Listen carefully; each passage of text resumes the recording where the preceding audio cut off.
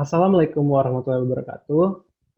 Kami dari kelompok 6 Teknologi Sains Data akan mempresentasikan mengenai abstraksi. Namun sebelumnya, izinkan kami untuk memperkenalkan diri kami terlebih dahulu. Nama saya Billy Richard Faruk dengan nomor absen 034. Nama saya Fajar Krisna dengan nomor absen 026. Nama saya Rijal Akhdan Khairullah, absen 030. Nama saya Salma Rosada, NIM 011.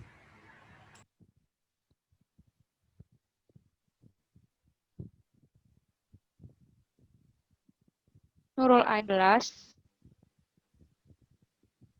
Fania Malia, NIM 087. Baik, selamat menyaksikan.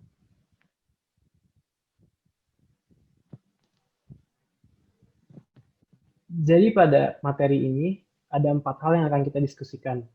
Pertama adalah konsep abstraksi dalam kajian pola pikir komputasi, kemudian level abstraksi dalam kajian pola pikir komputasi, ketiga, manfaat dari abstraksi, dan terakhir, contoh penerapan konsep abstraksi.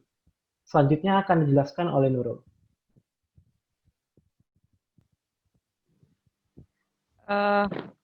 Selanjutnya yaitu konsep abstraksi. Dalam kajian pola pikir komputasi atau computational thinking.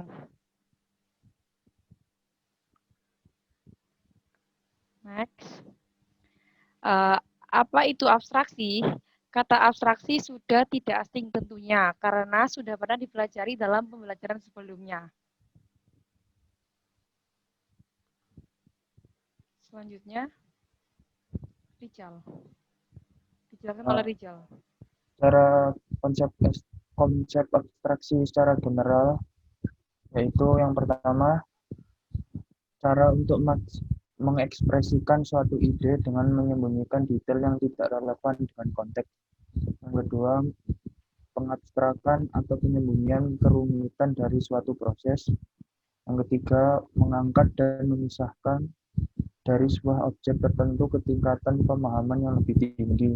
Yang keempat, proses memilah informasi yang kompleks menjadi lebih sederhana atau membuat informasi lebih bersifat general. Next. Adapun manfaat abstraksi. Yang pertama, dalam abstraksi kita mampu memformulasikan sebuah masalah yang pernah ditemui agar lebih mudah diselesaikan dengan waktu yang lebih efisien. Yang kedua, memudahkan dalam pengembangan selanjutnya.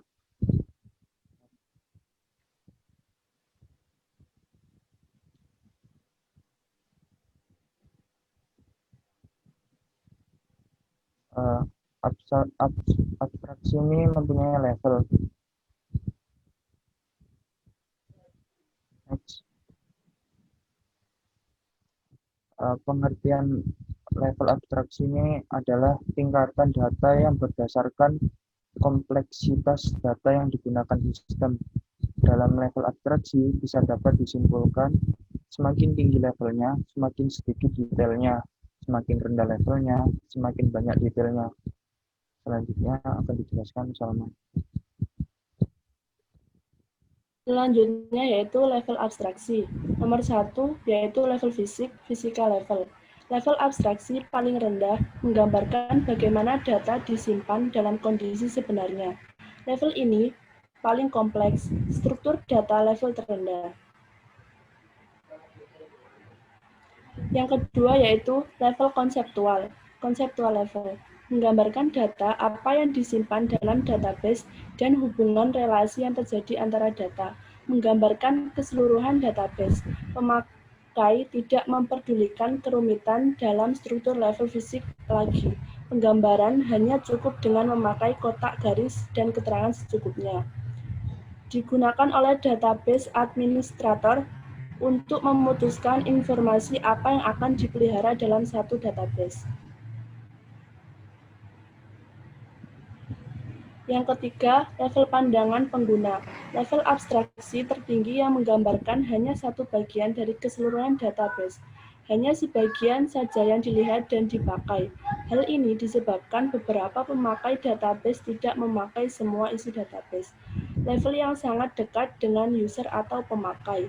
Setiap user butuh sebagian dari database. Contoh, bagian personalia rumah sakit hanya memakai file pegawai dan gaji, tidak membutuhkan data file pasien, resep, dan pendaftaran.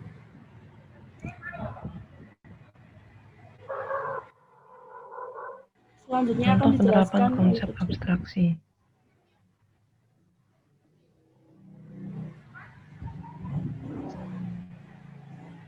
Yang pertama yaitu pembuatan kopi. Jika kita ingin membuat kopi, maka tidak perlu tahu bagaimana mesin pembuat kopi itu bisa bekerja. Kita hanya perlu tahu bahan dan tata cara pembuatan kopi yang baik dan benar.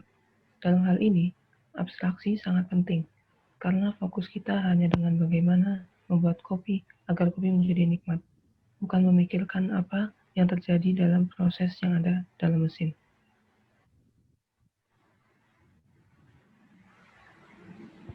Contoh selanjutnya yaitu smartphone. Untuk menggunakan smartphone, pengguna tidak perlu memahami bagaimana smartphone terhubung dengan internet atau bagaimana data disimpan di smartphone. Pengguna dapat mempelajari fungsi-fungsi telepon tanpa harus tahu apa-apa tentang bagaimana telepon bekerja secara internal. Contoh selanjutnya yaitu abstraksi dalam bahasa pemrograman.